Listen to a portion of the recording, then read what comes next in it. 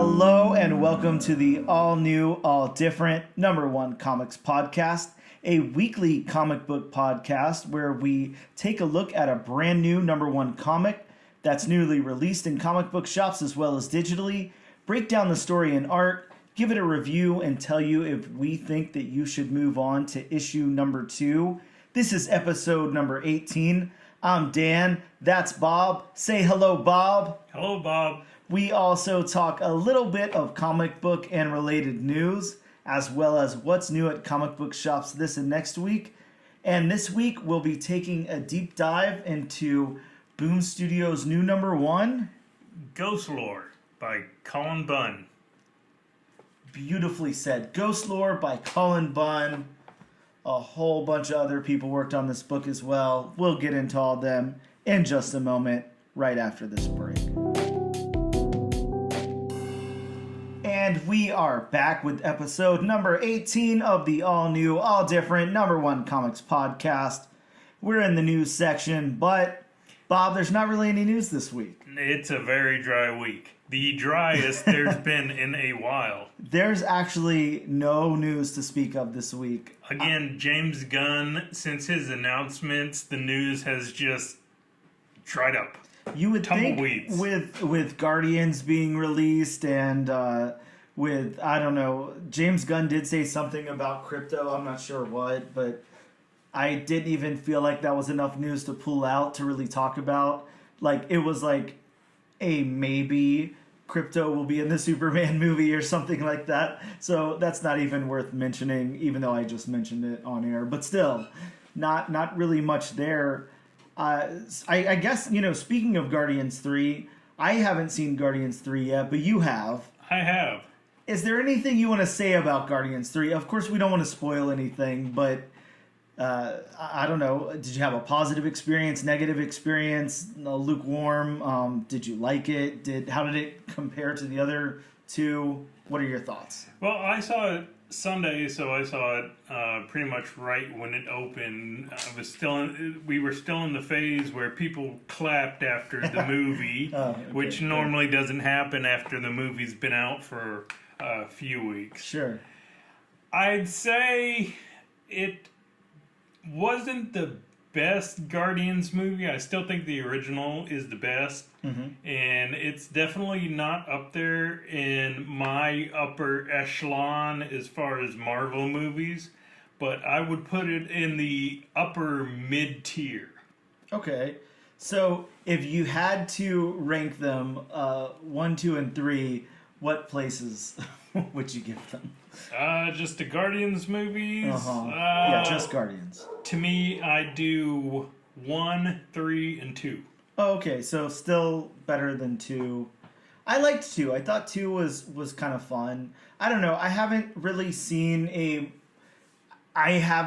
seen a Marvel movie that I didn't like yet, other than I haven't made it all the way through Shang-Chi yet, and I have not watched all of Black Widow either. So you're not missing a whole lot. Well, sure, but other than those, I've seen and enjoyed pretty much everything. So I don't know. I'm excited for this one. It looks fun. I like the high evolutionary stuff a lot. So hopefully that came through well and translated good on screen. That is the only spoilery thing I will say. Okay.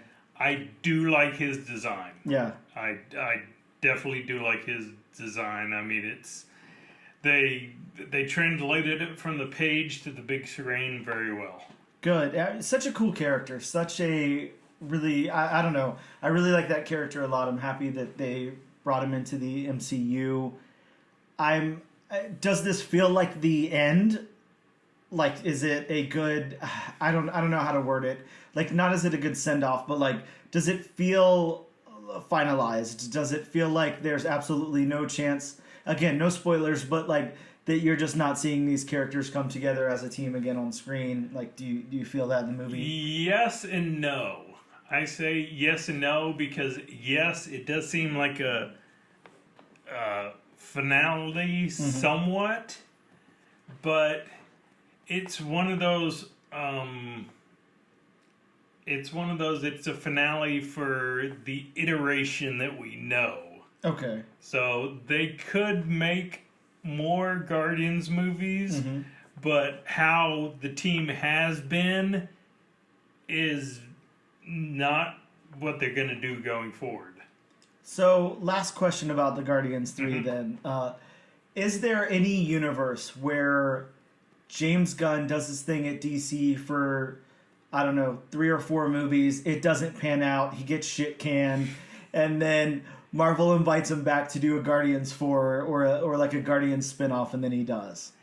I can see that happening, and I definitely know a lot. I definitely know some of the actors. That would be the only way they would come back. Sure. Dave Bautista, has pretty much. I mean, when James Gunn famously got fired for the tweet he made, Bautista, the only way he would come back and do another one is if James Gunn came back and sat in the director's chair. He was adamant about that. Sure. He's very loyal, so yes. So that's good. Loyal to the brand. Well, good then. That's Guardians news for the week. Probably the only Guardians news we'll get.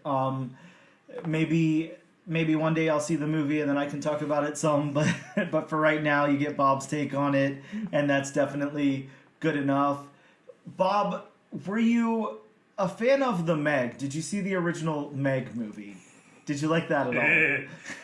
I actually was. I mean, I was surprised when I first watched it. I went into it thinking, okay, what is this going to be? Is this going to be another, cheesy B movie? So you were expecting like a Sharknado type of thing, maybe? I definitely was. And I was highly surprised by how much I liked it. It's one of those movies where if it's on, I will watch it.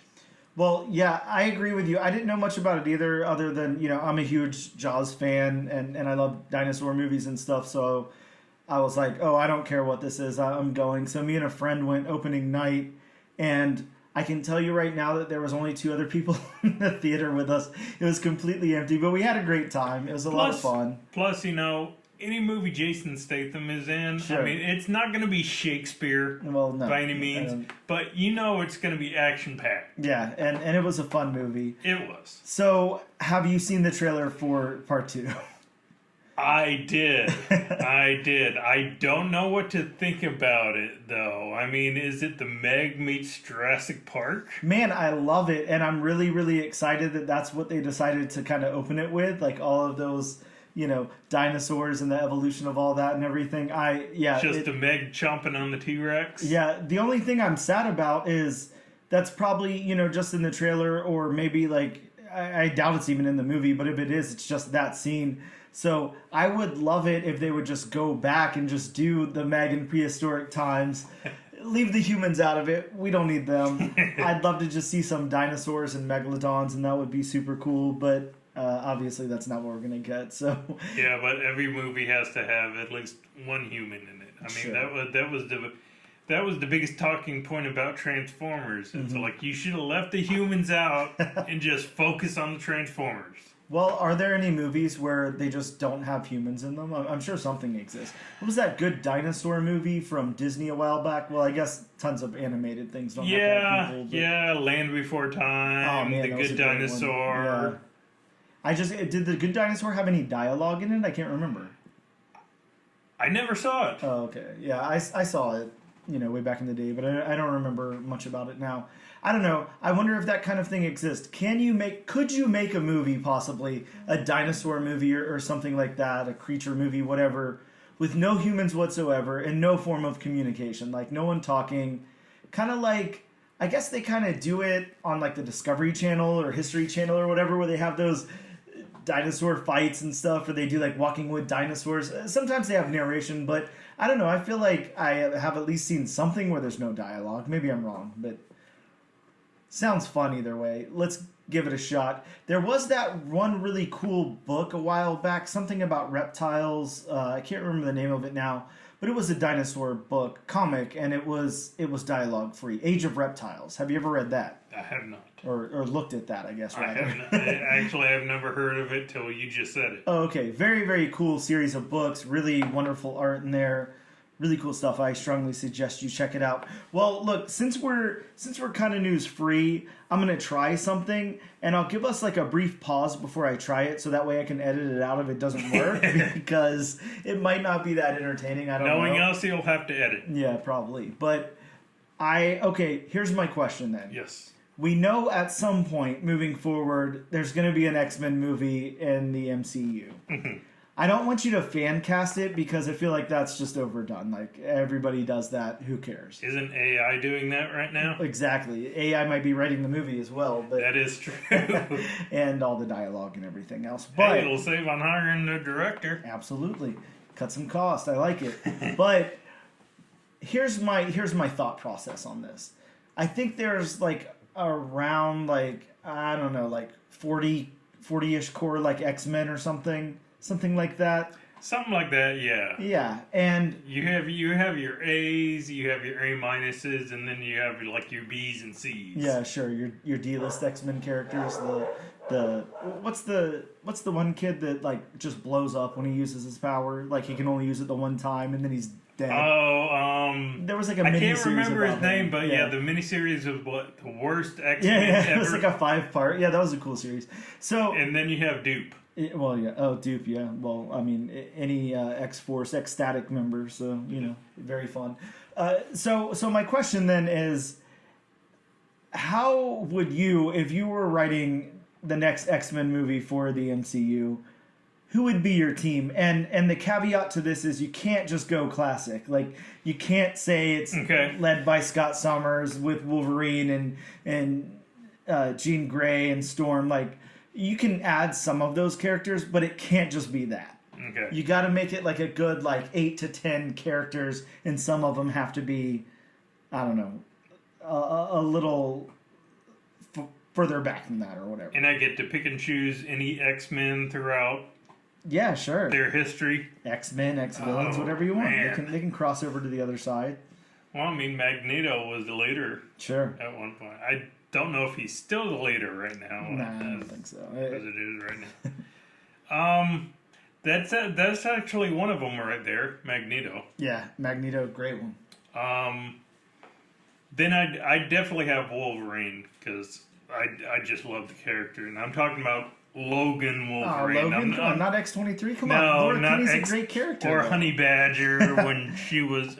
I think she was Wolverine for a little bit there. Yeah.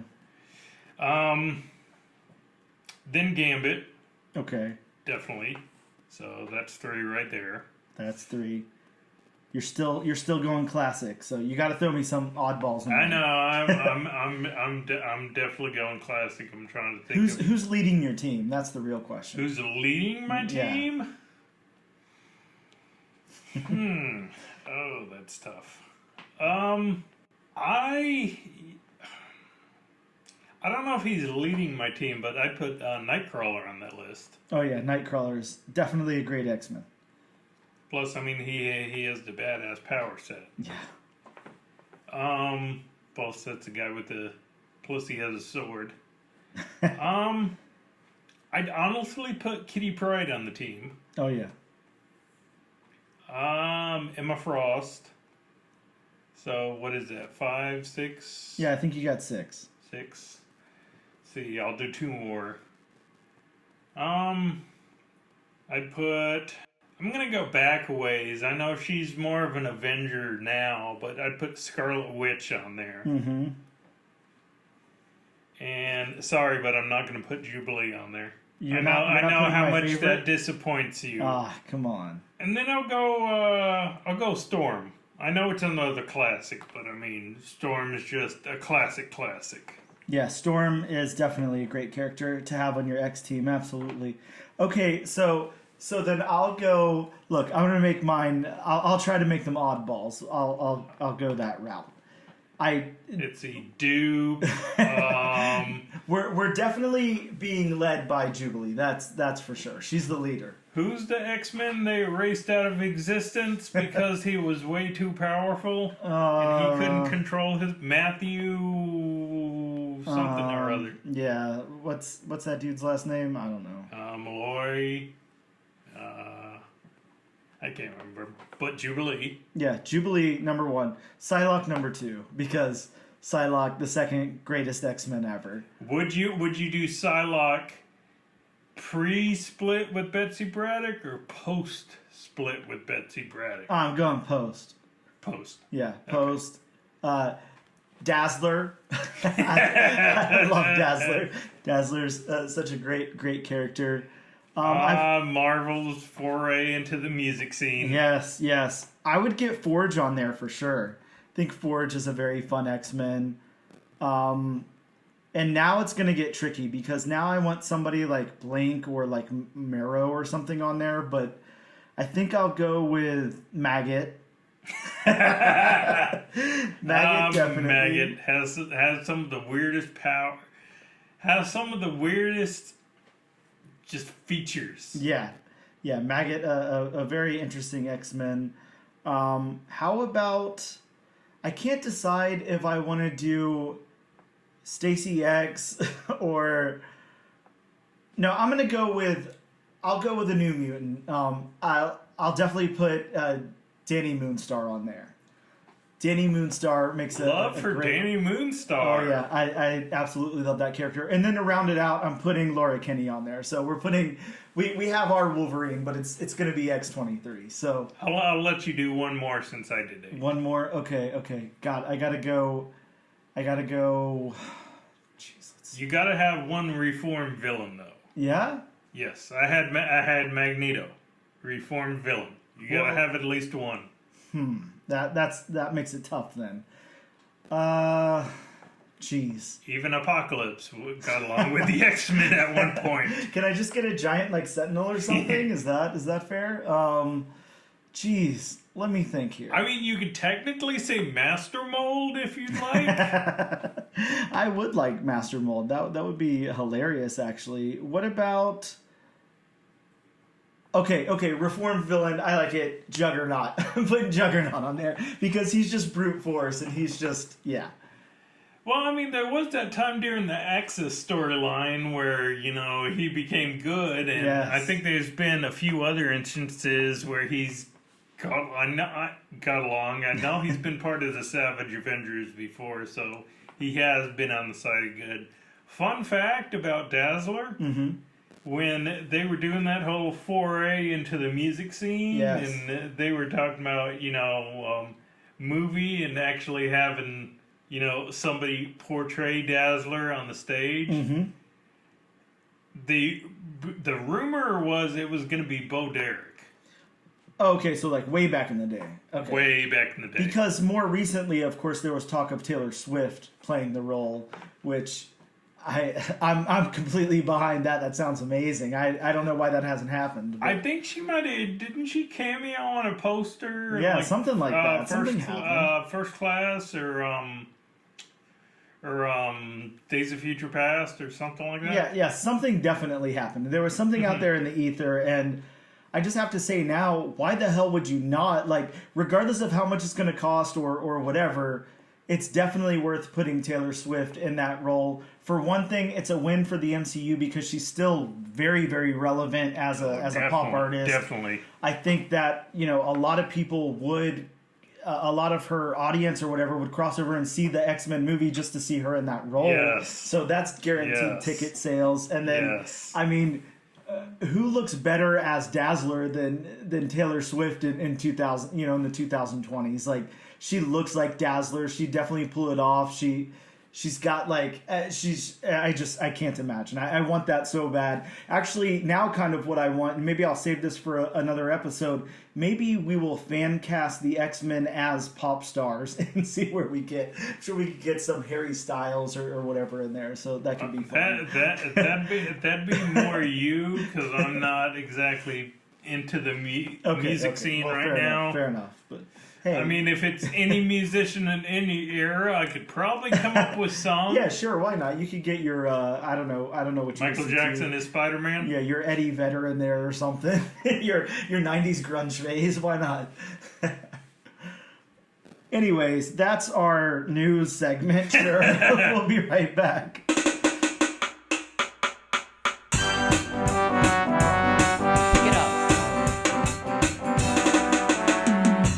We are back with episode number 18 of the all-new, all-different #1 comics podcast, and we're going to talk about some comic books that dropped this week in your local comic book shops.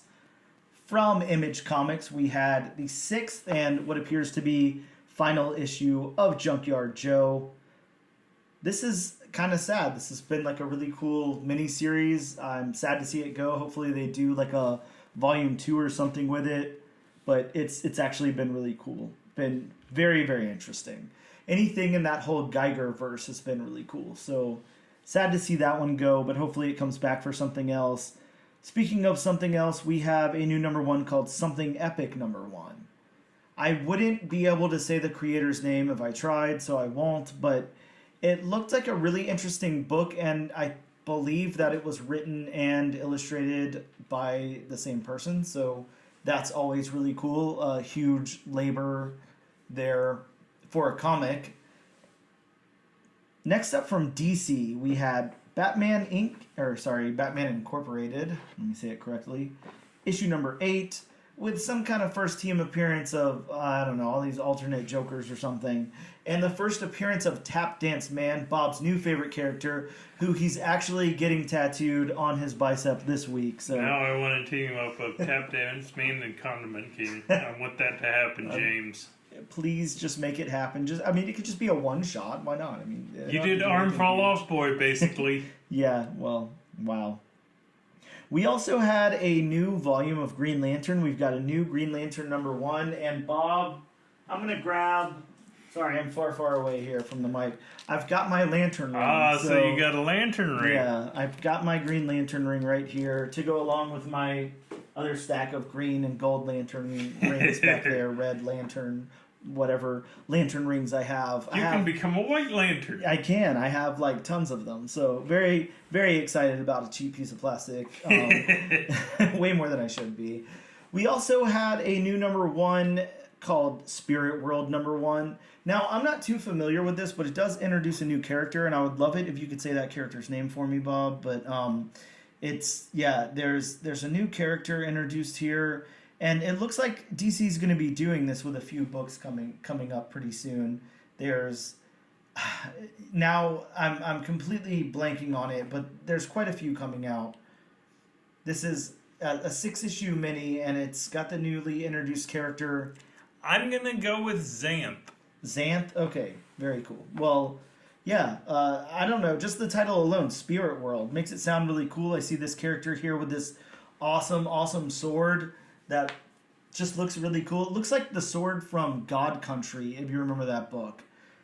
Of course, there's been lots of swords like this throughout, comic books and everything, but it's a very cool sword, and I'm very excited about this. It actually looks like, to me, it reminds me more of Magic's sword. Yeah, it definitely looks like Magic Sword too. Yeah, absolutely.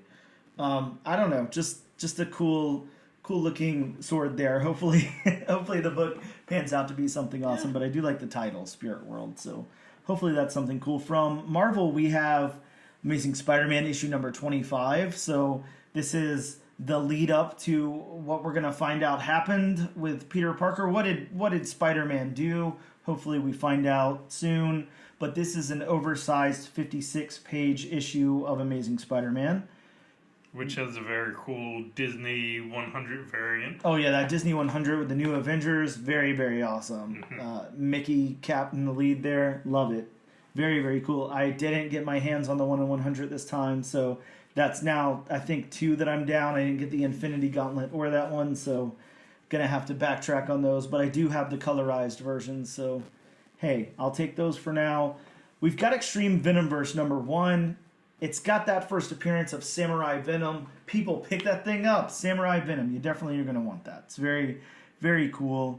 Speaking of a samurai character, I don't have this on my list, and it's not in our books released this week. But Iron Man, I think it was issue number 8, had a cool samurai Iron Man on the cover. It looked very cool. I did pick up a copy of that. Very, very cool looking. We got another volume of Silk, so we've got a Silk number 1 out this week.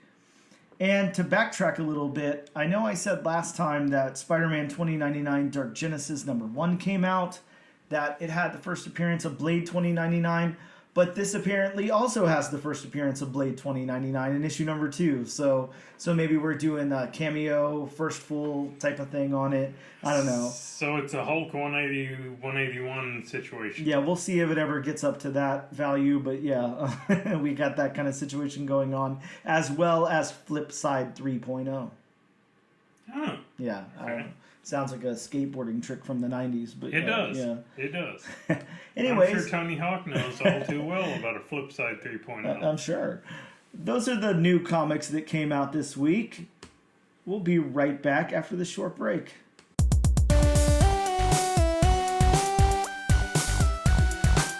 We are back with the all-new, all-different number 1 comics podcast, episode number 18, where we will be talking about Boom Studios' newest number 1, written by Colin Bunn, Ghostlore. Illustrated by Leo Max, colored by Jason Wordie, and lettered by Ed Dukeshire. Bob, those are some people's names that worked on this book. I am going to read off the synopsis from Boom Studios' website. We've all heard of Ghost, but what ghost stories do the ghost themselves tell? That's a confusing sentence. After a deadly accident, estranged father and daughter, Lucas and Harmony Agate, can see the dead, an overwhelming amount of them. Each one with their own warnings, cries for help, and malevolence alike. But the pastor and his daughter aren't the only ones with this haunting ability. There are other nearly deads, some of which have malicious intents. ...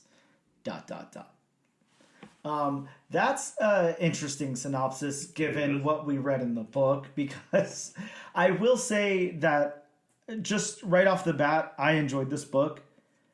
I definitely am a little confused by some of the dynamic in it, but regardless, I really enjoyed this book. It was very nicely done. Mm-hmm.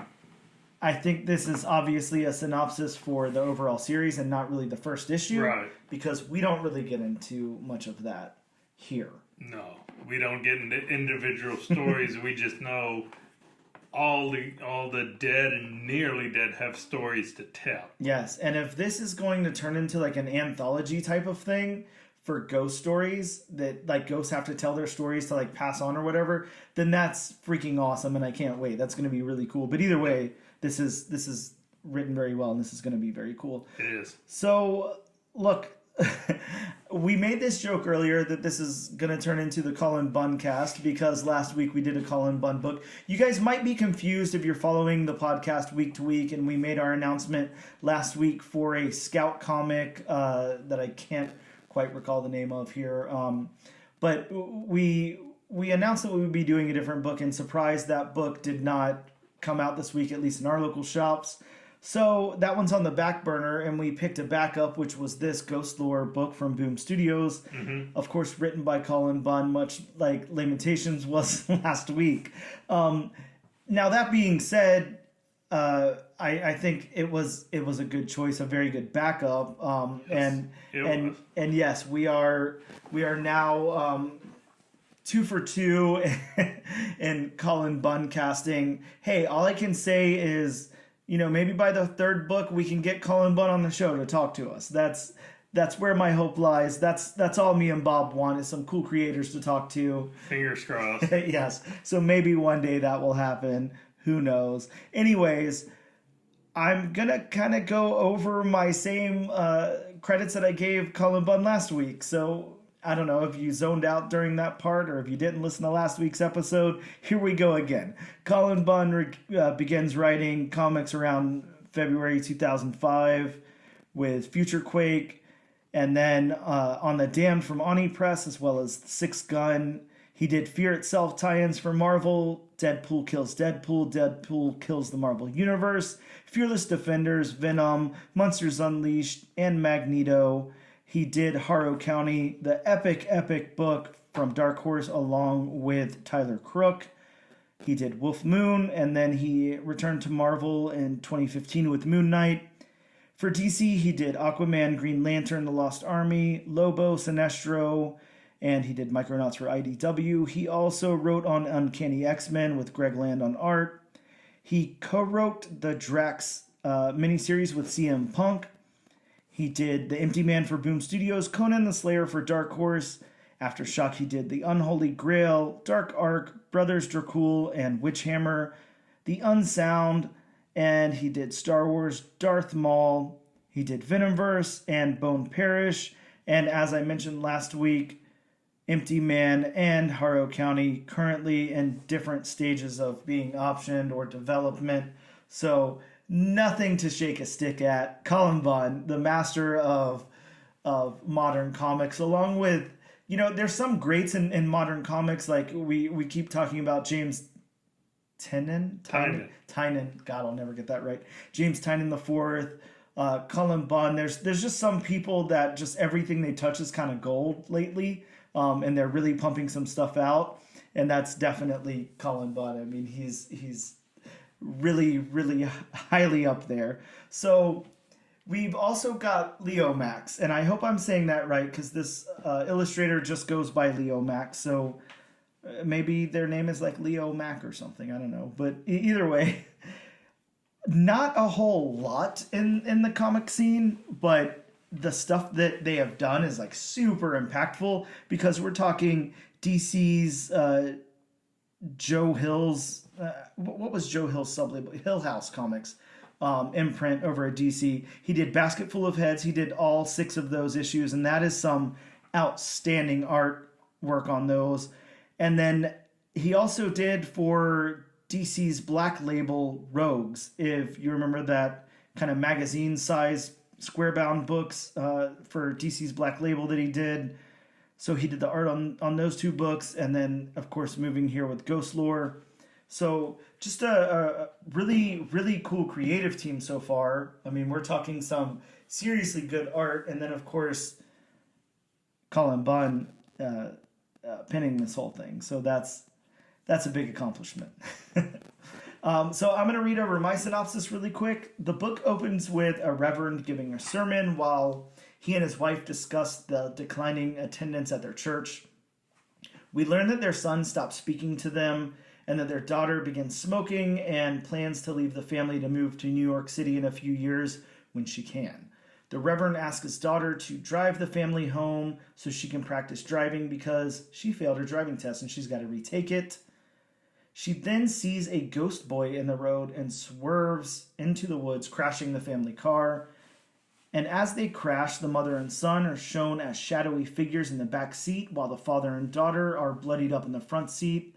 The son then tells a story of a girl he and his friends bullied, and she turned into a monster. Either, I didn't catch right here if she killed his friends or just took them somewhere. But he was never allowed to speak about the incident, otherwise she would come back. And then tons of spirits surround the car, and the son and mother are shown as dead. And then all the other spirits begin asking the daughter to listen to them tell their stories. And that's kind of how the book wraps up. This one's interesting. So obviously, let's get into the story and stuff. I think we're going to have opinions on it too, though, other than just normally what we do, where we kind of talk about the tangible things in this book, like the story beats, the world building, the art, and whatnot. I think, at least for me, I have opinions. So anyways, let's get into the beats. How did you feel the beats worked in this story? I think that when we talk about the story beats here, it's interesting because they're setting up for something. And Colin Bunn being Colin Bunn, I know he's going to circle back around on it, but it seemed odd to me in certain areas because we learned a good amount about the family, and we learned things like the declining attendance at the church and stuff like that, and the of course, the stuff about the son, that had a reason to be in there because that came up again later. The daughter smoking and wanting to move to New York and stuff. Mm-hmm. It's not something that was circled back around in this issue, and I can't imagine how any of that could come up later. So the story beats were kind of interesting to me. I'm not sure of the intent, unless it's laid out, all together, and then they circle back around on some of this. But the story beats you. Yeah, right. Right now they're just loose ends until he possibly circles back. I mean, we don't know what's going to happen in later issues. Yes. So I think that's interesting. That's really, when I think back to Cullen Bunn's writing, especially in stuff that I'm very familiar with, Harrow County, the book that we just read last week, Limitations, there wasn't really any of that. It was very tight and very self-contained. And this seems a little bit different, not in a bad way, but it just seems very different because you could almost break this into 3 parts: what happened before the crash, and then the boy telling the story, and then what happened after the crash. And it was almost like I could kind of foresee what I believe that they're going for is like the boy telling the story is kind of going to be what happens in every issue from now on. Like a ghost is going to have to come tell either the father-daughter their story or the daughter or whatever. I'm assuming it'll probably be a father-daughter team because he seems pretty important along with this. He does. Of course, having like that juxtaposition of like a reverend or pastor or whatever, and then his kind of rebellious smoking teenage daughter with a razor blade around her neck. It's a good yin-yang. Yeah, it'll definitely be. I mean, I never saw Supernatural or the X-Files really, but I assume like... Oh, you're missing out. Yeah, like those characters, they're probably like, different from one another, and it plays out throughout. But yeah, I can see where this is going, or where at least I feel like it's going. And I think it's a cool design and a cool concept. I just wonder how it came across to new readers in this first issue, going back and forth like that. And putting all that exposition on the family at the front end of the book. Yeah, I will say for some number ones, especially like this, I mean, they're number ones. Comics are kind of like video games to me. They're number ones for everybody, which is just like, your standard, regular, E for everyone type game. Sure. But then, there's some comics like, Dark Souls, which is like MA, which is like your hardest, oh my God, you're going to get, messed up throughout this entire game where, I mean, if you haven't read stuff similar to this, and you're just getting into it, you won't know what's going on. But if you have some experience reading comics like this, then you'll know what to expect. Yeah, this definitely has like a more, I don't want to say indie vibe to it. Like the big two do this sometimes as well, but it's just not what I typically see from Cullen Bunn. Like that kind of front end exposition and then like breaking up into 3 parts. Now, with that being said, he's a writer on a lot of different projects. He's doing a lot of different things, and they shouldn't all be identical. He should, experiment with different styles and different things, and I definitely applaud him for that. And again, I don't think there's anything wrong here. It's just a little different than what I expect from him. With that being said, I really like the concept of this story, and I like what's going on moving forward. So the narrative then, how did you feel the narrative worked for this book? I guess we might have a hard time separating the story beats from the narrative with our opinions, kind of what we said. I feel like the narrative works to an extent. I feel like it gets a little confusing once we say that the son character, whenever we get into the son and he's telling his story that he couldn't tell or that he needed to tell to pass on or whatever, I think that narrative was, I'm not sure how to place it. It was almost like they wanted us to think he was still alive telling that story, and then the big reveal was going to be that he was dead, but I felt like that was obvious. Yeah, that's where the narrative with me kind of got muddled right in the middle because it took me a couple of reads of that same page before I could figure out, okay, did the son and the mother die in the car crash? Yeah. Or were they dead the entire time? Or, were they alive till that moment? That's just what kind of threw me off.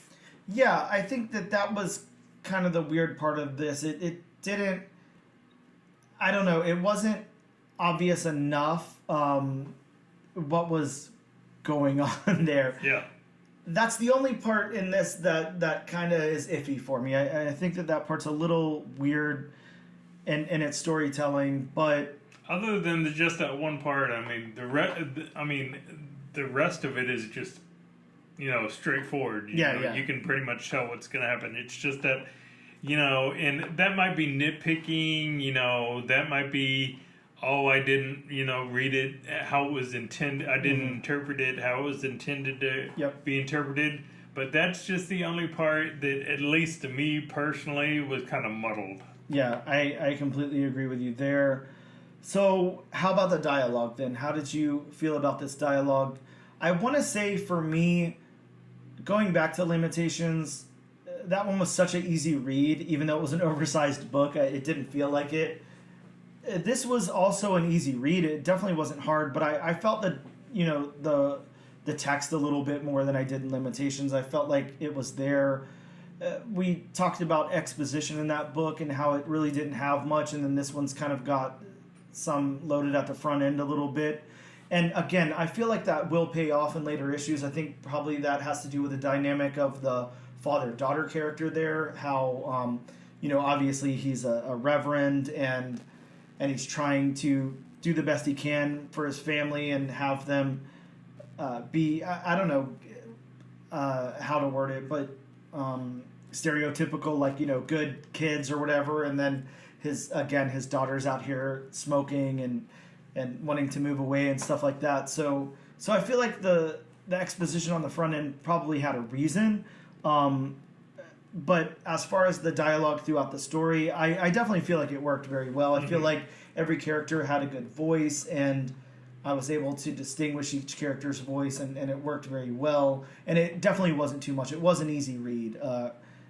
Your thoughts? Yeah, with Harmony, like when her mom has to admonish her for, smoking outside. Yep. She says,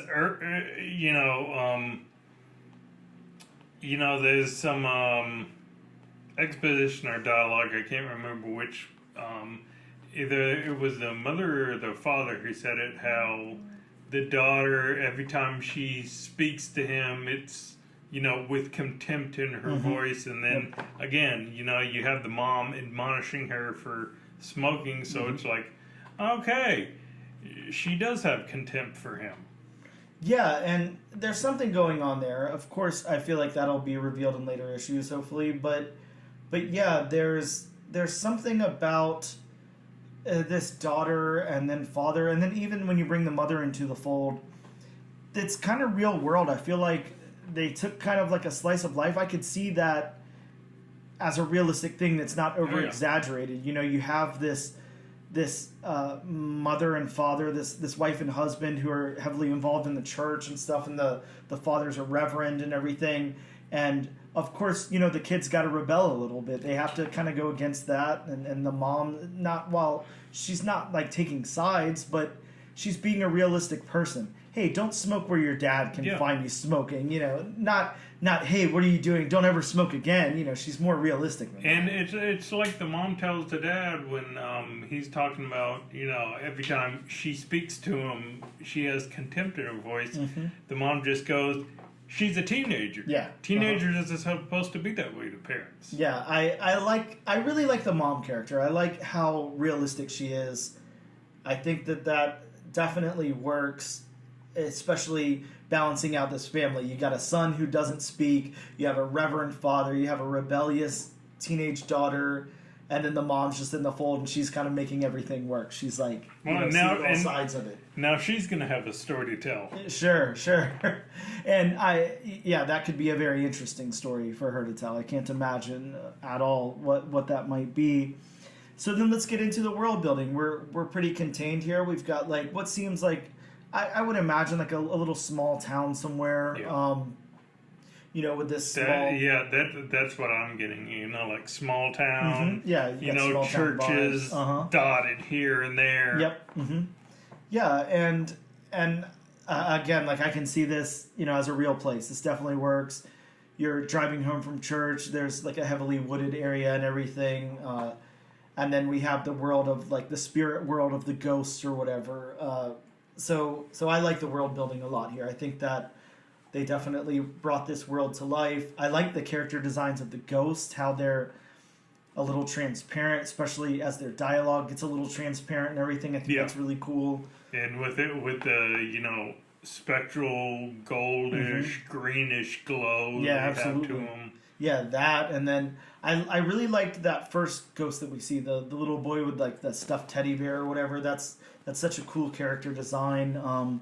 But yeah, the world building again, like it really works here. I really feel like I can see this kind of small town church vibe in real life.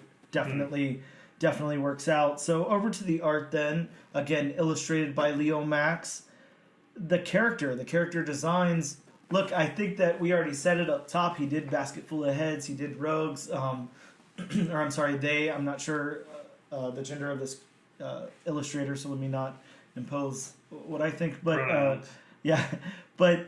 the character designs here really, really good. Really works in my opinion. The only and again, this may be nitpicking.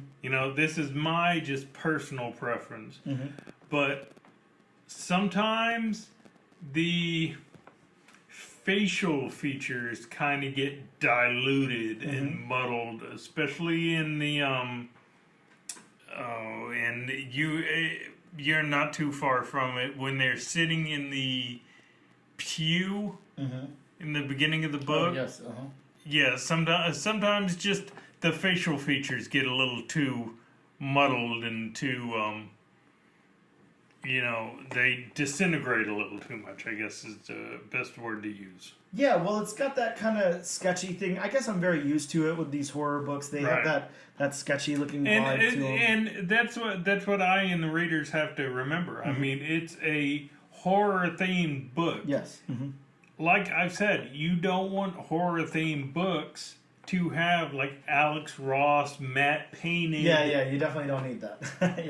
Art. It doesn't work for it. I'm just looking now as we're opening the book, and I'm just realizing, I don't know what this has to do with the story, but I'm seeing that the daughter character has what appears to be a whole bunch of cigarette burns down her arm, which I didn't notice before, and then as I see her mom catching her smoking, she's pulling down that sleeve to cover that up. So something I just didn't notice in my first couple of read-throughs that I'm seeing now, but very interesting. She's got some issues going on. Oh yeah, she's definitely got some skeletons in her closet at the very least. So maybe she has a story to tell. Well, yeah, it could be that too. Very, very interesting though. So how about the locations? I already talked about the kind of small town church vibe. The locations work well to me here. That church looks great on this kind of dark night. The woods behind it almost being like a, I don't know, evil character back there in the background with the dark blacks and purple hues all over it and everything just looks really, really cool. And again, once we get into the woods, like the crash scene and everything, I really love that. These locations look great. Yeah, it definitely works out very, very well. I do like how once we get into the middle of the book and the son is telling his story, how the art just completely changes. I mean, it's daylight. Everything's very, very clean. It's very vibrant different. and brand new looking, and it's very interesting. Yeah, right. we get the monster creature there, and it's just so detailed and just it's very, very interesting how this artist is able to do those two different things in the same book. It's very, very different, unless that is a different artist. So, I mean, it definitely looks like it is. So I'm not sure, but. Well, and I mean, that just adds to the whole, congregation is dwindling, every week because, the townsfolk didn't think anything like those two boys going missing, whether they be dead or not. Yes.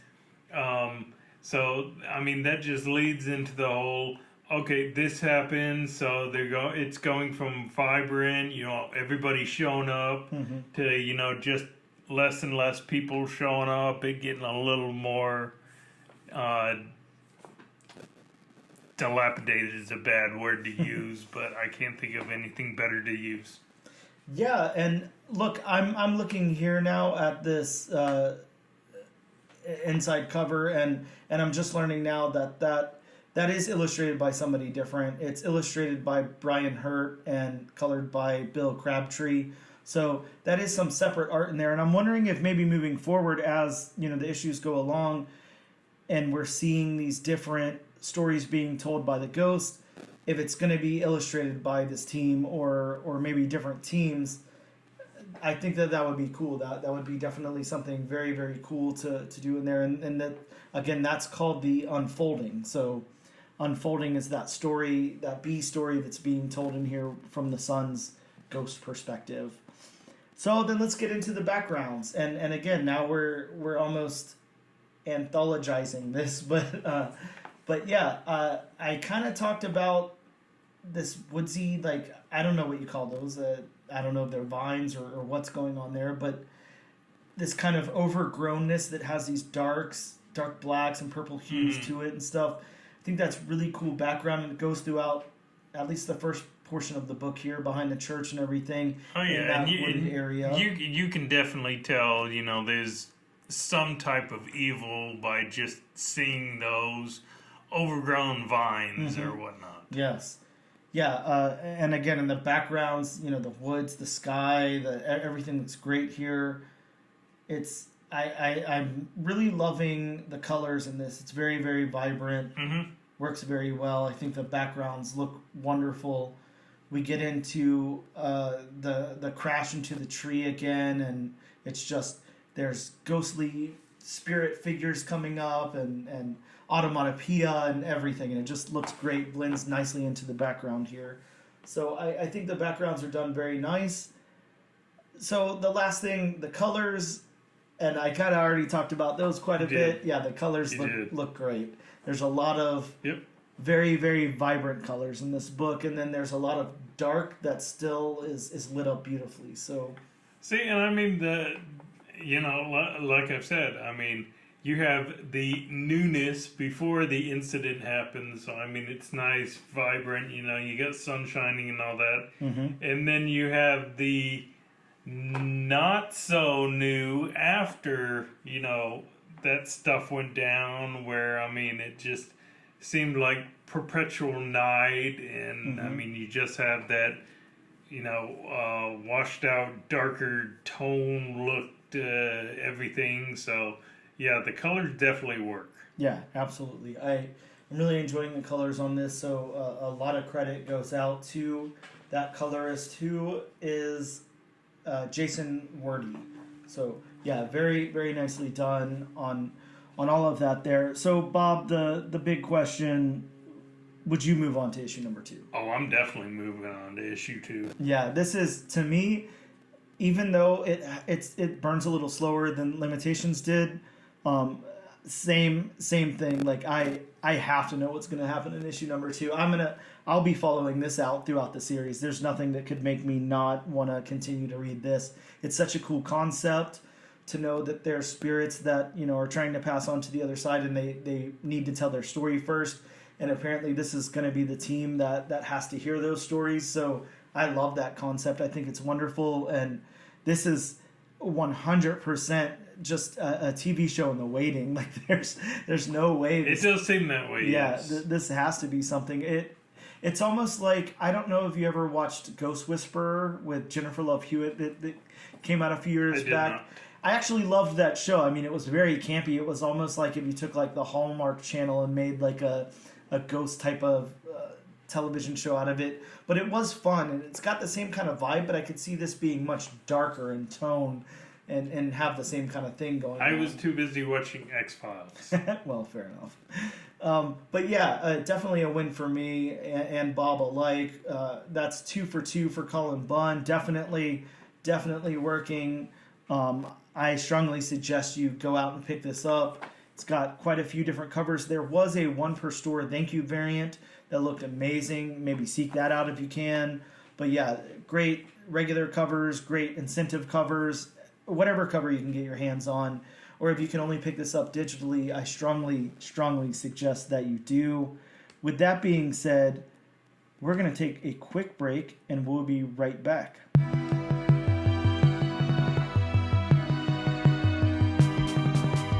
Hello, all new, all different nation, and welcome back to the all new, all different #1 comics podcast.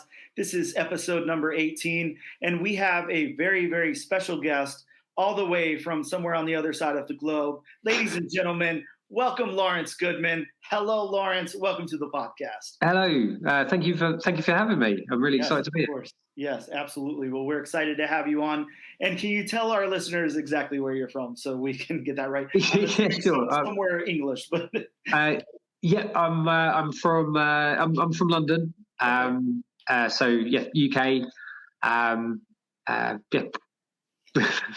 From that part of the globe. Yes, that region. Now, a few episodes back, we were talking to somebody, and I said they were like from Brazil or something, and it was like the completely Portugal. Yeah, Portugal. It was like the complete wrong area of the world, and they were just the same language. Looked at me like, "Wow, you idiot!" But yeah, I'm glad I didn't do that here. But yeah, I think that that's really cool. I was looking whenever we were originally scheduling this to try to sync up our time zones and everything, and it looked like the UK has like a singular time zone. Yes, that's right. Yeah. Very cool. Here in the States, there's like, I don't know, 5 different time zones, and it makes no sense. 5 different time zones. It's so confusing. Texas I'm like, we're a couple of miles away. Why are we in a different time? But whatever. You guys got it figured out there. So. It gets a little complicated in Europe because if you go. So like Spain is an hour ahead of us, despite being west of here. So you think that would be the other way around, but yeah, that would make a lot more sense. And then when you get in Russia, it's really confusing. Well, I'm sure that sounds very confusing. We talked to Ben Templesmith a little while back. We haven't had him on the show yet. We haven't been able to coordinate just yet, but we spoke to him, and Australia is just a whole nother beast. Their time zones are so different from ours. So yeah, very, very hard to coordinate with someone in Australia if you ever try that out. Just to let you know. It's pretty much the opposite, isn't it? Yeah, it's like 8 o'clock in the morning is their 8 o'clock at night. You basically either somebody's got to wake up while they're supposed to be asleep. So that's the only way to do that. But what if we said like 11 at night? Be like it's 8 o'clock in the morning or something. For him. Yeah, something crazy like that.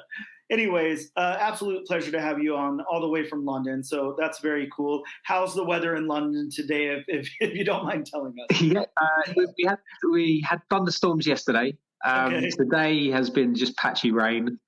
I hear and there was a half hour of sunshine, so that was nice. Really? Okay, so you were able to go outside and look at the sun for a minute. Like Florida half the time. Very, very cool. So, of course, let's talk about Gray Cells. That is your new comic book that you have a Kickstarter for. And we're kickstarting the sequel, which we're going to launch on Kickstarter very soon. Nice. So we're just finalising a couple of bits for the page, and then we'll be putting that live in the next couple of weeks, I think. Very nice. Now, you're working with the same creative team on this? I'm really lucky that we got to hang on to everybody. I managed to keep the ball rolling and didn't lose people to other projects. So Kay and I work really well together now. He's the artist on it. Mm-hmm. And I sort of was terrified that he'd move on to a different project because his artwork sort of really brings it to life. And luckily, given that art that he's pumping out for you, I would be very scared of that too. Such a good artist. Yeah, and then Corey as well is the colorist on it, and fantastic colors. Originally we were going to do the book in black and white, And that was, and I thought I was really clever because I came up with the name Grey Cells, and I was like, it sort of works on 3 levels because it's about an abduction. So there's these children being locked in literal grey cells. It's about mind control. So there's your brain grey cells, and then if we did it black and white, they would be grey cells. I was so chuffed with myself. I thought, oh, you're a genius. And then Kay convinced me to reach out to Corey and get a few test pages done in colour.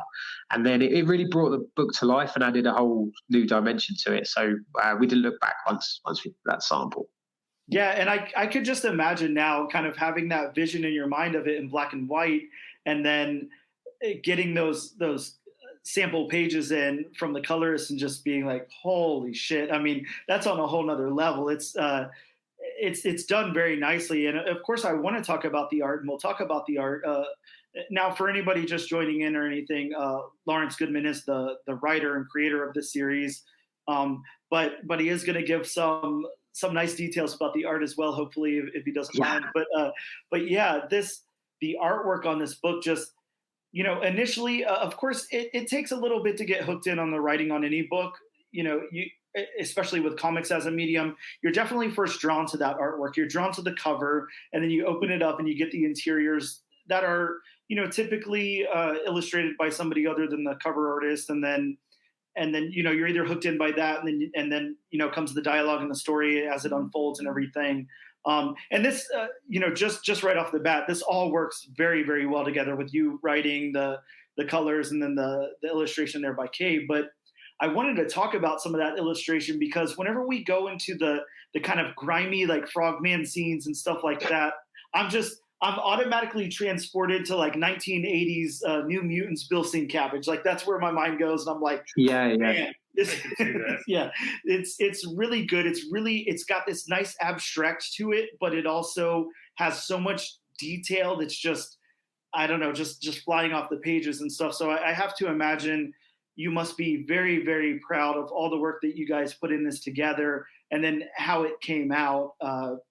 Did you have any, not discrepancies, because of course, again, I'm going to go ahead and throw it out there that you have to be in love with the way that this turned out. But did you have any different visions originally? Did you think this might come out differently with the art? So originally, I was intending to draw it myself, but I'm nowhere near as good an artist as Kay is. So I did a few pages, and it was just flat. It was not great, and it was just missing that like little bit of magic. So I took to Reddit and went on to comic book collabs and looked through a few portfolios, and I found Kay's, and I messaged him. We started talking, and we grew up on similar comics. So. Interesting you sort of saying like New Mutants and stuff. That was the sort of comics that we would have been reading back when we were kids. Oh, great. We sort of gelled, had the same ideas for what we wanted to do. I sent him the pages that I had done, but he went his own direction with it. And at first I was really prescriptive with the descriptions of what I wanted included in each page. After the first batch came back, I stopped being so prescriptive. I just trusted him completely. Like it was any idea I had, he would just dial up to 11 and made it so much better.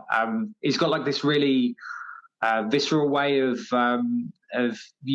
making the artwork. So he paints with like razor blades and toothbrushes and all these things to get these really interesting textures. Wow. On the page, and it just added a whole another level to the work. So at first I was really prescriptive. I had like this vision of what I wanted to do, but I didn't have that same artist eye that he did. So when the pages came back, I was like, okay, yeah, right, this is your book now. I'm just going to give you some words, and then I just trust completely what comes back. Yeah, and that's again, I really can't imagine, as far as look, we all know Reddit is a very useful website, a very useful forum to find others and talk about like interests, and then obviously for things like this, collaborating and whatnot. I can't imagine the level of finding an artist like that to help bring your vision to life. Now, you say you're an artist yourself. You illustrate some as well. I'm imagining. I can't, because I can't draw, so I can't really imagine. But I mean, I'm imagining myself. When I write a story, or whenever I write a script out, I have a vision in my head, and then to see it executed by somebody else, when I've gotten character designs or something back, is just wonderful. So that whole experience must have been great, especially working with Kay here, and then the colors that you guys did work with, just really really outstanding stuff there. We definitely like to talk about your history in comics, and what I mean by that is, if you've published anything before Gray Cells, or any other works in comics you might have done, and if not, totally fine too. I mean, I can't imagine this is quite an undertaking for a first effort, 6-part series. So I'd like to hear what you've got. Yeah, it's my debut book. I hadn't written anything before. Jeez, I can't imagine. That's awesome.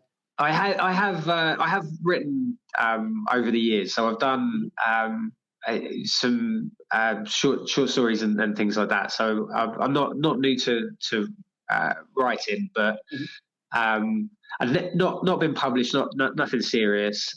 Just a hobby that I'd always had, and then I went into lockdown during COVID. Yes. Suddenly had loads of free time. I wasn't commuting 3 hours a day.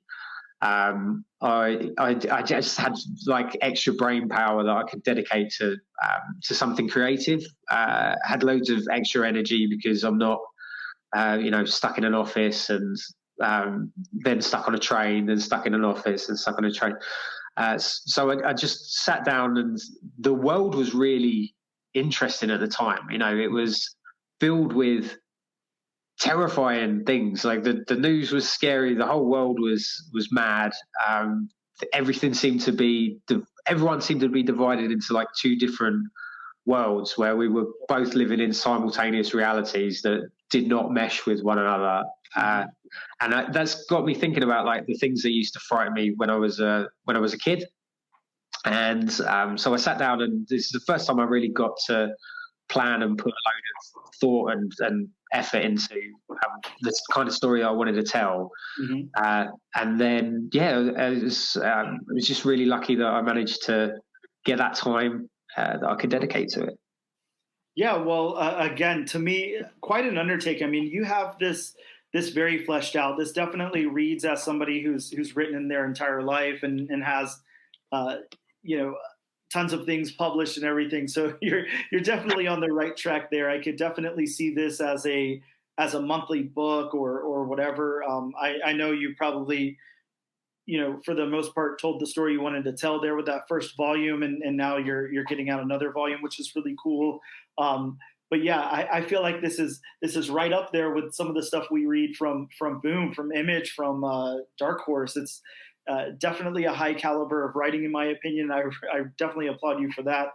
This is, to anybody wondering if they should back this or not, of course, go check out the Kickstarter and check out the information that's there. But Bob and I can tell you, I mean, this reads like, I was just talking about Colin Bunn. I mean, this reads like something, Colin Bunn could have written, something Joe Hill could have written. It reads very, very well and very intelligently. So yeah, this is, you've done an outstanding job with that, is all. Oh, thank you very much. Yeah, absolutely. Let's talk about your influences then. Some, like, where do you talked a little bit about how you used to read comics as a kid, and maybe you used to read something like X Titles or New Mutants or whatever. Like, where do your influences come from? Like, where do you stand in the comic world or whatever? Yeah, so going back, like when as a kid, like I loved like Spider-Man, X-Men, all those sort of titles. I was a bit limited in what I could get hold of growing up here. So I did read a lot of. Do you remember the red and blue Superman? You know, like the awful period. Yeah. Oh yeah. That was the only one I could get regularly. So I read a lot. I read a lot of that. I wouldn't say it influenced me. How maybe not to do things. Yeah, I was about to say maybe influenced you to write a good comic. But I sort of rediscovered comics as an adult. So I really like Ed Brubaker stories. I've pretty much I've went through a massive Batman phase, so I've sort of just absorbed all Batman stuff. And then like from non-comic book things, at the time I was reading a lot of Stephen King. So there's probably quite a lot of that sort of seeped into the book as well.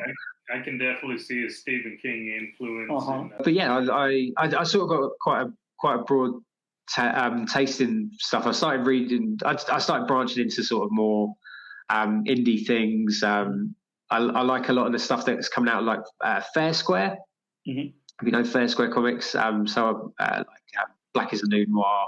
Again, you write and illustrate. Not on this book. You're solely the writer, but what came first? Are you an illustrator turned writer? Are you a writer who also illustrates? I'm a writer who tries to draw things occasionally. Okay.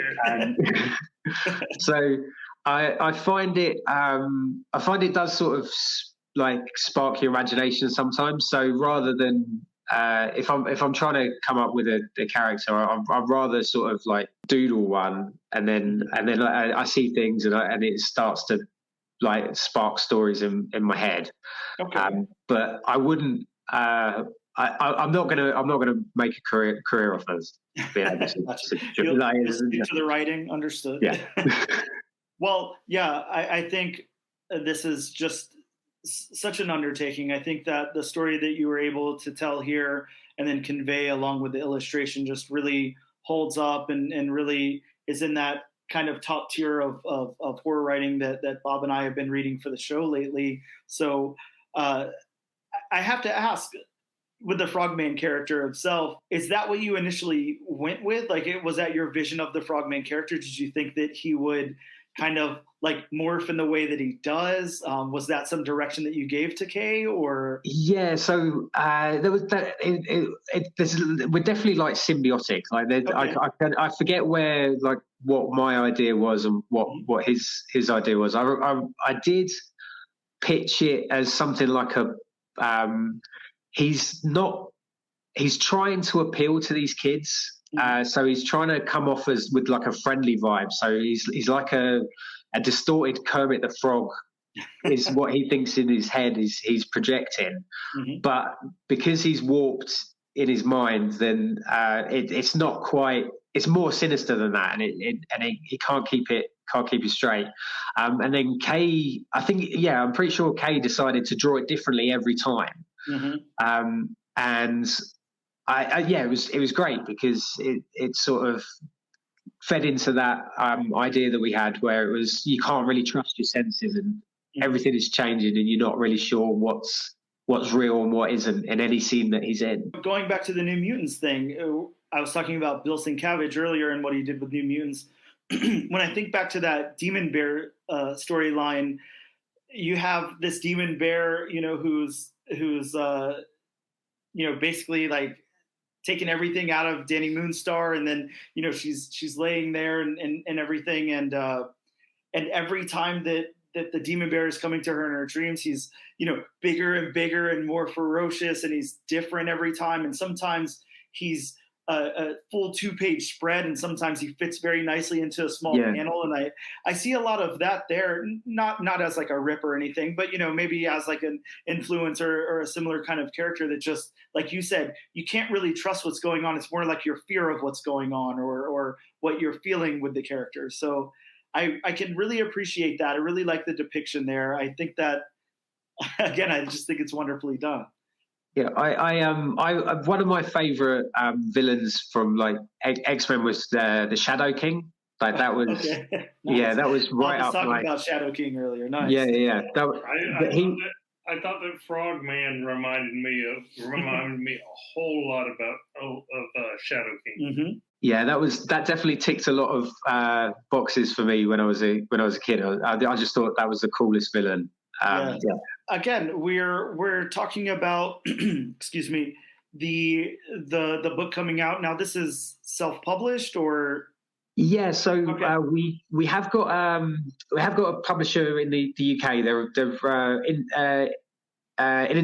indie company, so they published the first one with us. Okay. So we did the whole thing ourselves, and then they came on board to distribute it.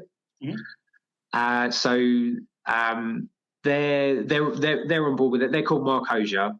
But essentially, it's we're outside of that, so it's all sort of funded by ourselves. We've got full creative control and everything, and then they help us with some distribution afterwards. So getting it onto into Comixology and Barnes and Noble and that sort of thing. You said that this was originally published as, or sorry, released as the 6 individual issues, and then combined into the trade, or so we did. So I broke it down into 6 issues when I wrote it. But we did the Kickstarter and released it all at once. So we got everything in. I did do issue 1 free, and you can still get issue 1 free on our website. Okay. For anyone who wants to check it out and dip their toe in the water. And the idea originally was I was going to do them in installments. But then I felt like whenever I've done a Kickstarter, I'd rather get all of it at once, because you never know whether you're going to get the ending otherwise. And especially with you don't know how long it's going to take for the next issue to come, and I didn't want people to be hanging around for months and not know what the next bit is, and then potentially lose steam. So instead of releasing them one at a time, I ended up just holding off until we had all 6 ready, and then let them all go at once. But you can get them as individual issues, or you can get them as the full novel. Well, yeah, that's really cool. I can imagine reading this, month to month as it's coming out, with all the, just wondering what's going on with the children and the Frogman and everything. That would be, a really, I don't know. I can just imagine the anticipation of wanting to know what's going to happen next. It was very nice to read all here contained, of course. So volume 2. What can you tell us about volume 2? Obviously, we don't want you to spill too much, but whatever you can tell us about volume 2. Yeah, so it picks up. So the first one was a self-contained story, and so is this one. So it features some of the characters from the original book, and picks up in the aftermath of the first book, but it introduces new characters and a new scenario. So it stands alone. Where the first book was around some children were abducted, and no one believed that they'd gone missing. They thought they were runaways, and there was this journalist that dug deep and started to look into things and discovered this creature, this frogman that was taking the children, and her investigation is the first story. The second one is about an artist, a musician who's just about to make it big, like just about to hit the big time, when he comes afoul of something supernatural, and it's a little bit influenced by the 90s Mummy, the Brendan Fraser film. Awesome. in the he's attacked at the beginning, and this supernatural thing seems to be feeding off of people and absorbing parts of them to make itself stronger. So it's a little bit different characters, self-contained story again, where the first one was about really about the kids. Those characters are still in this one. They've got They're like the B plot of it, while the main plot is introduced with new characters. That's really cool. I have to admit that I really those kinds of stories that follow like a band or a musician are like very close to my heart. Like I like those a lot. I feel like they're not always executed super well, but the ones that are out there that are executed well, like just I love those a lot. They're so fun to use a band or a musician as your lead in a story. There's just so much about them, you know, that can be told, and so many like little crevices that you can dig deep into. So I think that's really cool. So I'm very excited about that. Can we ask? And again, if you can't answer, then just don't answer. But is Lena gone? Does she return at all? Okay. She's back. Yeah. Very cool. Yes. Spoilers for the first one. But yeah. She's again central to sort of and where the Frogman was the he was like the Darth Vader of the first one, but there is an emperor behind him. Oh, okay. Wow. Awesome. And she's looking to pull those and see where that leads. So her investigation's carrying on, and she can't let go of. She's not satisfied with the ending of the first one. She wants to dig deeper. So she's coming up against some people that are have more power than political and economic power. Is the supernatural part, the psychic part of it. I really like whenever those are involved, like in a police procedural or something like that, because we all know that has like some real world implications. That happens sometimes, which is kind of blows my mind. Like every now and again, you hear a story of how, you know, a psychic did come to the police, or they work with a psychic and say they've seen this, and then they go check out this area or whatever. These are things that actually happen in the real world, which again, like it kind of blows my mind that that's out there. We think so much of, you know, that's not real. That's not a real thing that happens. That's obviously, you know, somebody acting or somebody playing or somebody that's crazy or whatever. Yeah. And again, these things actually happen in the real world. What was the influence for that? So with I was always drawn to that sort of I loved like voodoo and psychics and all those things growing up. I was a big fan of so my favorite villain in X-Men was Shadow King, which is an enemy of like Professor X. So I like the I was already in that. That was a bit the main influence. It all sort of stemmed from what frightened me a lot was the thought of like losing control of your mind and losing control of your senses and not being able to trust reality. And then like an extension of that was how would you create a villain that could do that? So again, like this sort of Stephen King influences a lot of psychic villains in his stories. So I was like, okay, yeah, that's the angle I want to take with it. And then in terms of sort of like the police procedural thing, I wanted to be a little honest with the world, although it's like psychics and that's a little bit divorced from reality. A lot of reality of the world is a little bit of apathy in terms of the way people come at things and in investigations, and everyone's sort of just doing a job.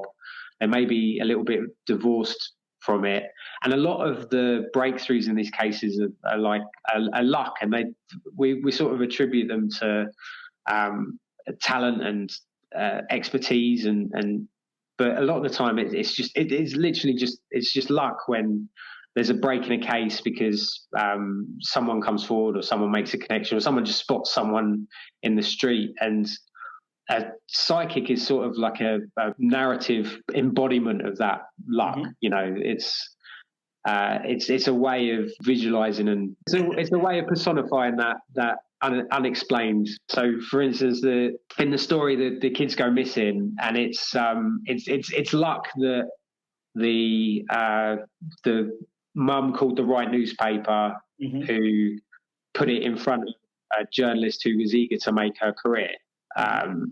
And it could have easily fallen on someone else's desk, and it just got ignored, and maybe just been a little piece about runaway kids or something, and she dug a little deep in the story. I don't think that answered your question. I think I said a lot of words, and then no, you're fine.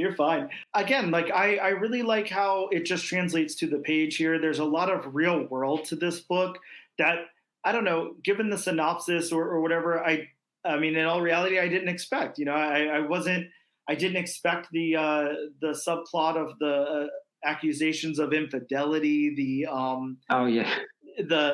problems that Lena was going to have getting, her story out there, working with the police, working with Cherry, yeah. Okay, Cherry, yes. Trying to work with Cherry through that, and then of course working with the psychic and everything. Just a lot of real world in this book that on the surface seems like it would be such a fantastical thing. You have this frogman, this boogeyman who kind of, I don't know, morphs throughout the story and everything, and you would figure that the central focus would be on that.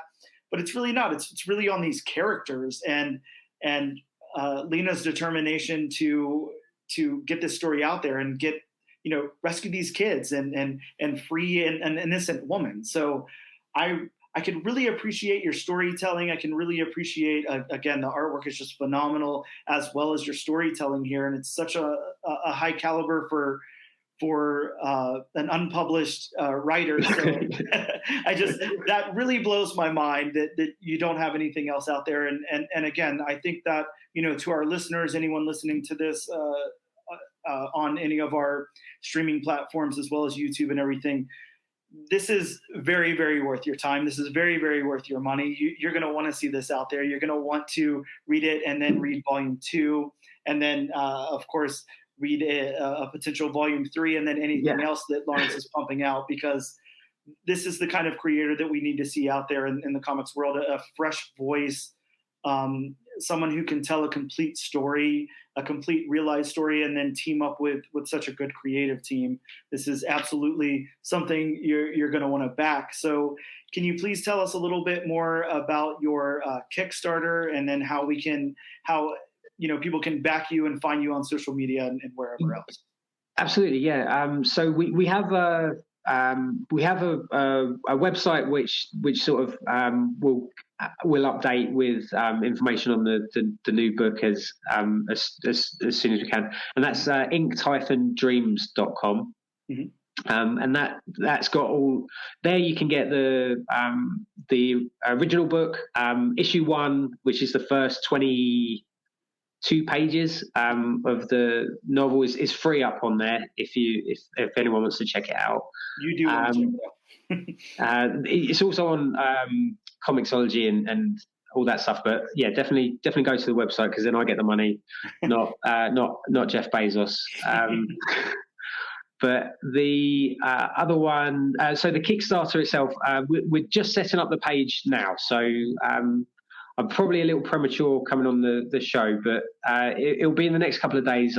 But and then it'll the best place to get an update on that would be the website, so inked-dreams.com, and that's where you can get all the background stuff on the book. We put some auxiliary content on there as well, so there's a little bit more information on the world of Grey Cells and the characters, if people want to explore a little bit.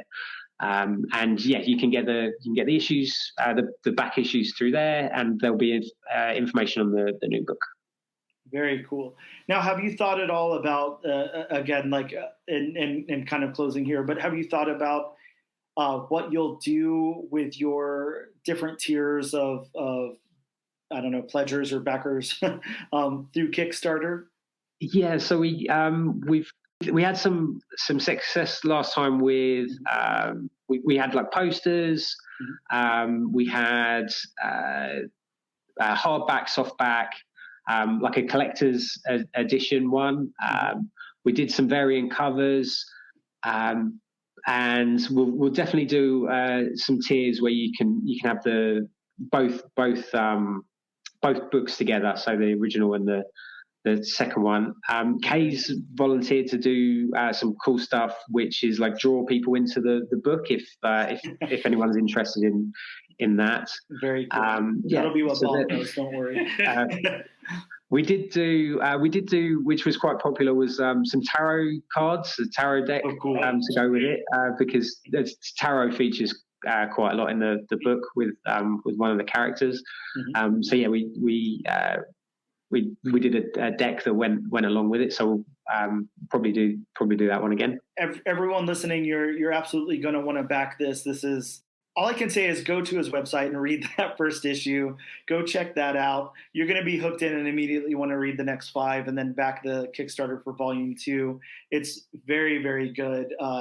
This coming from a place of, I don't know, like he said, Stephen King, Chris Claremont, Bill Sienkiewicz inspired art. This is something that you absolutely want in your comic book collection. I can attest to that. And something that you're absolutely going to want to back.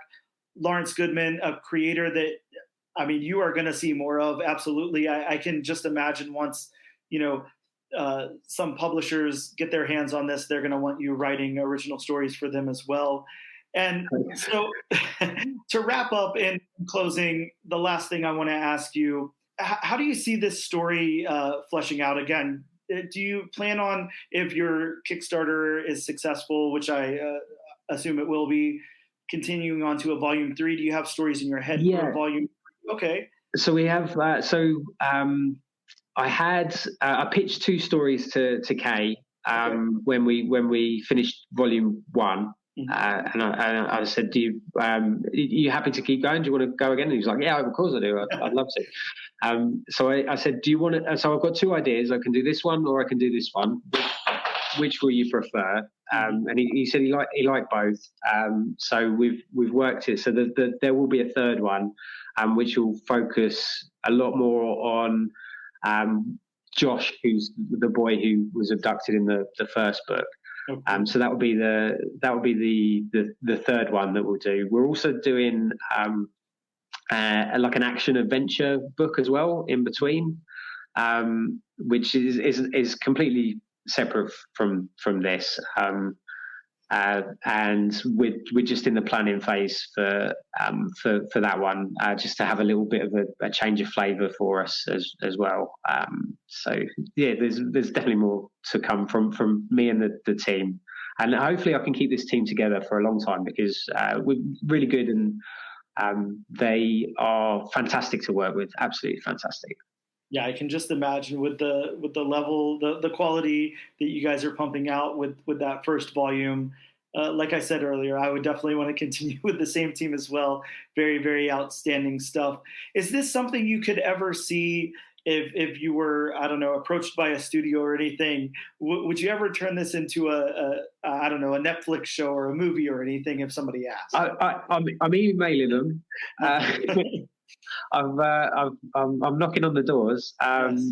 There's been some people that have had some nice conversations with me. Very cool. But not. I've not shaken any hands yet. So, but yeah, I think it translates really well to something, and it's quite episodic too. So it was written with that in mind. Yeah, completely agreed. I could definitely see this as a show or something. Well, Lawrence, completely amazing to talk to you. Really happy to have you on the podcast. And again, to everyone listening, you absolutely are going to want to back this Kickstarter. I know you said a little while ago it might be a little premature for you to be on the show now.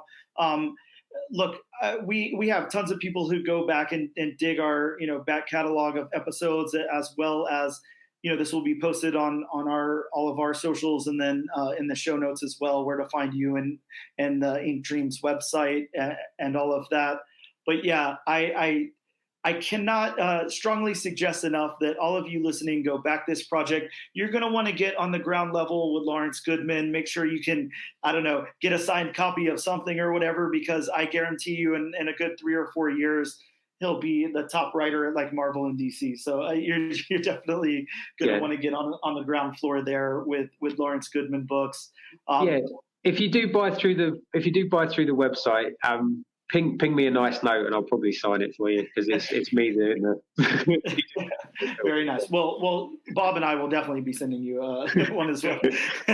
Well, again, thank you so much for coming on, Lawrence. We really appreciate it. Again, everybody go check out the Kickstarter for Gray Cells. Make sure we get that Volume 2 funded and out, and appreciate it. And you're welcome back anytime. Thank you, Lawrence. It was a pleasure talking to you, and hope you have a wonderful day. Thanks so much. Thanks for having me. We are back with the all-new, all-different #1 Comics podcast. Thank you for listening to that very special interview with Lawrence Goodman about his Kickstarter for Gray Cells. Bob, let's hit him with some new books that are coming out next week in local comic book shops. And before we get started on that, we have a very, very special announcement to make. Everyone, it is Bob's 25th birthday as of yesterday. Happy birthday, Bob, live on air. I wish I was 25. Well, it was your birthday at least. So. This is true. Happy day after birthday. Thank you. Thank you. Bob, what books are coming out next week? So, my disclaimer as usual, these books are subject to change, especially the smaller imprints. You don't say. From DC Comics, we have Superman #4. You mean the one with the debut of Silver Banshee's new powers? Yes, the one that Dan and I will definitely be getting next week. Absolutely. Also from DC, we have Batman/Superman, World's Finest #15. With the first cover appearance of Ultra Morpho and a possible introduction of new Mazzo. Mazo. Oh, Mazzo, whatever. Jeff Mazos. Yeah. From Marvel Comics, we have Venom #19. New character design for Eddie Brock. Solicitation teases Brock will reach true enlightenment, which will lead to his most powerful form yet, Buddha Venom. Yes. I stole that joke from Bob. Namaste Venom. Yes. From Marvel Comics, we have Danny Ketch, Ghost Rider #1. This is going to be a 5-part limited series written by the creator of Danny Ketch, Howard Mackey. And it's got a possible first cameo appearance of the Broker, a villain that can boost the powers of Ghost Rider's enemies. Kind of sounded like the Power Broker. Yeah. From Marvel Comics, we have Miles Morales, Spider-Man #6. Dude, that is such a sick cover. I cannot wait to get that. It really is. I can't even explain that to our listeners other than it's Miles with the Carnage. Just imagine the color red. Yeah, it's and fire and death and carnage. It's great. From Marvel Comics, we have Avengers #1, which will be the introduction of a new Avengers team. Yeah, excited for that introduction of the Tribunal events, catastrophic events unleashed by the Ashen Combine. Yes. From Marvel, we have Hulk Annual #1, which I found out the monster on the front cover of Fantastic Four #1 is named Giganto. That cool guy like ripping up the asphalt coming from the underground. Yeah, it's Hulk versus Giganto, the monster on the cover of Fantastic Four #1, and the preview of a new direction of the Hulk title launching this summer. For you Disney fans, from Dynamite Comics, we have Disney Villains Maleficent #1. This should be cool. I'm excited about this one. Like we said, the Darkwing Duck book was pretty cool. The Scar book has been cool so far. This is another Disney Villains book like the Scar one. It's the Sleeping Beauty antagonist. So, I don't know. Sounds cool. That Maleficent movie was pretty awesome too. So, hopefully this